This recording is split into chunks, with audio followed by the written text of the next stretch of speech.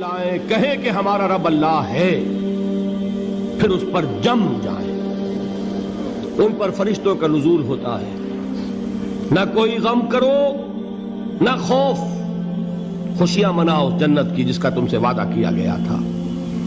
اللہ کی ربوبیت پر اطمینان جب انسان کو ہو جاتا، میرا رب اللہ ہے، ربی اللہ، انسان کے لیے نہ کوئی کھٹکا، نہ کوئی خطرہ، نہ کوئی خوف، نہ کوئی حزن۔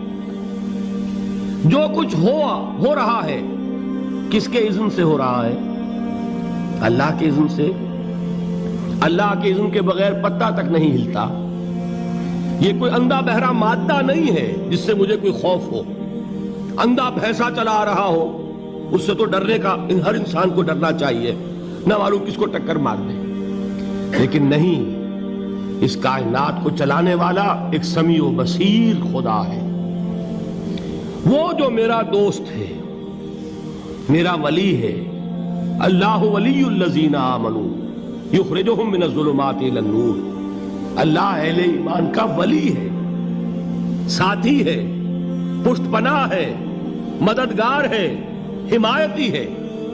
بتائیے جسے یقین ہو جائے کہ اللہ میرا مددگار، اللہ میرا محافظ، اللہ میرا پشت پناہ، اللہ میرا حمایتی، اس کے لیے کوئی خوف ہوگا؟ اس سے کوئی ڈر ہوگا؟ میں مثال دیا کرتا ہوں ایک بہت سادہ، پنجاب کے دیہات کی۔ وہ بڑا چودھری ہے اور کوئی غریب کسان ہے۔ اس غریب کسان کے جانوروں کو ہر وقت اندیشہ ہوگا چوری کا، کوئی میری بھینس کھول کر نہ لے جائے، کوئی میرا بیل کھول کر نہ لے جائے۔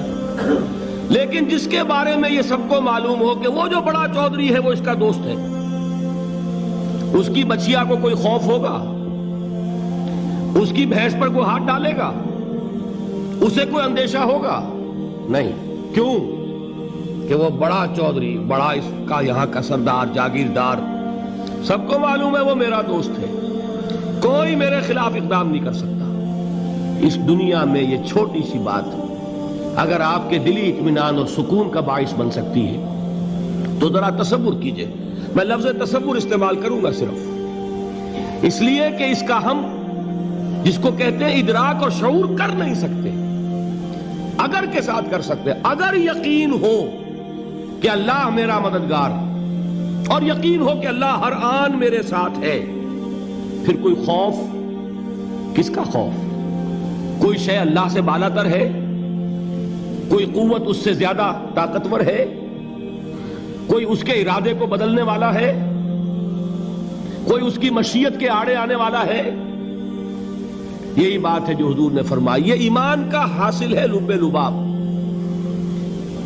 کہ دیکھو اچھی طرح اس بات کو ذہن نشین کر لو، اگر تمام انسان مل کر تمہیں کوئی نقصان پہنچانا چاہے نہیں پہنچا سکتے، مگر جو کچھ اللہ نے لکھ دیا ہو، اور تمام انسان مل کر تمہیں کوئی نفع پہنچانا چاہے نہیں پہنچا سکتے، مگر وہ شے جو اللہ نے طے کر دی۔ آپ پھر میں کہوں گا ذرا طاری کیجئے، اسے فرض کیجئے، اسے سوچئے۔ اگر اس حدیث پر ہمارا دل ٹھکا ہوا ہو تو کسی سے ڈر ہوگا؟ یہ مجھے نقصان نہ پہنچا دے، یہ میری رپورٹ خراب نہ کر دے، یہ میری انکریمنٹ نہ رکوا دے، یہ میرا یہ نہ بگاڑ دے، یہ میرے یہ نقصان نہ پہنچا دے۔ اس کا ڈر، اس کا ڈر، اس کا خوف، اس کی خوشامد، اس کے لیے جا کر طرح طرح سے اپنی عزت نفس کو ذلیل کروانا اس کے سامنے، یہ سب کچھ کیوں کرتا ہے انسان؟ جب سمجھتا ہے کہ اس کے ہاتھ میں میرا کوئی نفع ہے، اس کے ہاتھ میں میرے لیے کوئی ضرر ہے، یہ مجھے کوئی غضب پہنچا سکتا ہے، یہ مجھے کوئی نقصان پہنچا سکتا ہے، یہ میرا کوئی کام بنا سکتا ہے، یہ میری کوئی ضرورت پوری کر سکتا ہے، اسی کا نام شرک ہے۔ جہاں آپ نے یہ سمجھا کہ غیر اللہ کے اندر کوئی طاقت موجود ہے، وہی شرک ہے۔ بتوں سے تجھ کو امیدیں، خدا سے نومیدی، مجھے بتا تو صحیح اور کافری کیا ہے؟ شرک تو یہ ہے جس پر بھی تمہیں یہ خیال ہے، کلمہ ہے یہ کلمہ سوم، لا حول ولا قوت الا باللہ، ذرا اس پر دل کو کبھی اگر آپ تصور کریں، پھر فرض کریں، دل ٹھک جائے اس پر، کوئی طاقت نہیں۔ یہی بات تھی جو شیخ عبد القادر جیلانی رحمۃ اللہ علیہ نے اپنی وصیت میں اپنے بچے سے کہی. 11ویں دینے والے ہیں، لیکن حضرت شیخ عبد القادر جیلانی کی وصیت اور تعلیمات کو کتنے لوگ ہیں کہ جانتے ہو؟ یہ جن مقامات تک پہنچے ہیں وہ کس چیز کی بدولت پہنچے ہیں؟ انہوں نے جو پیغام دیا وہ کیا تھا؟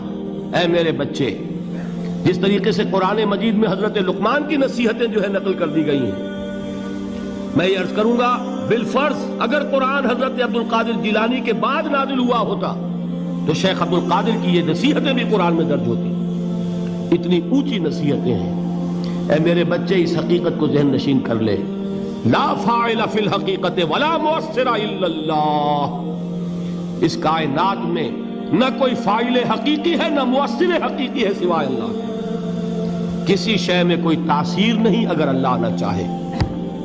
آگ جلا نہیں سکتی اگر اللہ نہ چاہے. پانی ڈبو نہیں سکتا اگر اللہ نہ چاہے. زہر ہلاک نہیں کر سکتا اگر اللہ نہ چاہے. کوئی چیز فائدہ نہیں پہنچا سکتی اگر اللہ نہ چاہے. تو در در پہ کیوں سر جھکاتے ہو؟ در در پر کیوں جبیں سائی کرتے ہو؟ سب کے سامنے کیوں ہاتھ پھیلاتے ہو؟ ایک اللہ سے مانگو. ایک اللہ کے سامنے زمین پر اپنی جبین رکھو. لا فاعل فی الحقیقت ولا مؤثر الا اللہ. نظر آتا ہے ہمیں کہ پانی پیاس بجھا دیتا ہے. پیاس بجھانے کی صلاحیت پانی میں نہیں ہے، اللہ کے اذن سے. کھانا بھوک مٹا دیتا ہے، بھوک مٹانے کی صلاحیت کھانے میں نہیں ہے، اذن رب میں. دیکھیے یہی یقین تھا. حضرت موسیٰ علیہ السلام کا واقعہ یاد کیجئے. سامنے سمندر آ گیا ہے، قوم دیکھتی ہے پیچھے کہ گرد و غبار کا طوفان ہے. معلوم ہوا کہ فرعون اپنے لشکر سمیت آ گیا ہے. لشکر جب چلتا تھا تیز رفتاری کے ساتھ تو گرد و غبار کا جو طوفان اٹھتا تھا اس کا تصور کیجئے. اور لمحہ بلمحہ وہ قریب آ رہا ہے. پوری قوم نے کیا کہا ہے؟ اے موسیٰ انا لمدرکون، اے موسیٰ ہم کو پکڑے گئے. قرآن مجید نے تو یہاں وہ باتیں نہیں لکھی ہے، لیکن تورات میں یہ درج ہے کہ بنی اسرائیل جھگڑنے لگے، دست و گریبان ہو گئے موسیٰ کے ساتھ. موسیٰ ہمیں یہاں مروایا لا کر، اس سے تو ہم ہی بہتر تھے. وہاں کھانے کو ملتا تھا، زندگی تو تھی، بیگار ہم کر رہے تھے، موت تو نہیں تھی. اب جو کچھ ہوگا اس کا تصور کرو، جس طریقے سے ہمارے ٹکڑے اڑائے جائیں گے. تو لڑ رہے ہیں حضرت موسیٰ علیہ السلام سے. یہ تورات کی تفصیل ہے. قرآن میں صرف اتنا آیا ہے، پریشان ہو کر انہوں نے کہا انا لمدرکون، موسیٰ ہم تو پکڑے گئے. اس وقت موسیٰ کا جواب کیا ہے؟ کلا ان معی ربی سیہدین. نہیں، میرے ساتھ میرا رب ہے، وہ راستہ دے گا. بتائیے کہاں راستہ نظر آ رہا ہے؟ یہ ہے ایمان بالغیب. راستہ نظر نہ آئے تب اللہ پر یقین ایمان ہے. جیب میں پیسے ہوں اور تب دل کو اطمینان ہے تو ایمان کس پر ہوا؟ پیسے پر، اللہ پر نہیں. جب وسائل و ذرائع نہ ہو اور پھر یقین ہو کہ اللہ مسبب الاسباب ہے، وہ اسباب کا پابند نہیں ہے، وہ اسباب کا محتاج نہیں ہے، اسباب اس کے محتاج ہیں. اگر یہ یقین ہے تو اللہ پر ایمان ہے. یہ نہیں ہے تو تمہارا ایمان اسباب پر ہے، وسائل پر ہے، ذرائع پر ہے، مادیات پر ہے، اللہ پر نہیں. اس وقت کہاں راستہ تھا؟ کوئی راستہ تھا؟ سمندر ہے اور ادھر سے لشکر آ گیا ہے. کلا ان معی ربی سیہدین. اب دیکھیے ایمان کہہ دینا آسان ہے، ہوا معکم اینما کنتم، جہاں کہیں بھی تم ہوتے ہو اللہ تمہارے ساتھ ہوتا ہے. لیکن اس کا یقین قائم ہو جائے تو زمین و آسمان کا فرق واقع ہو جائے.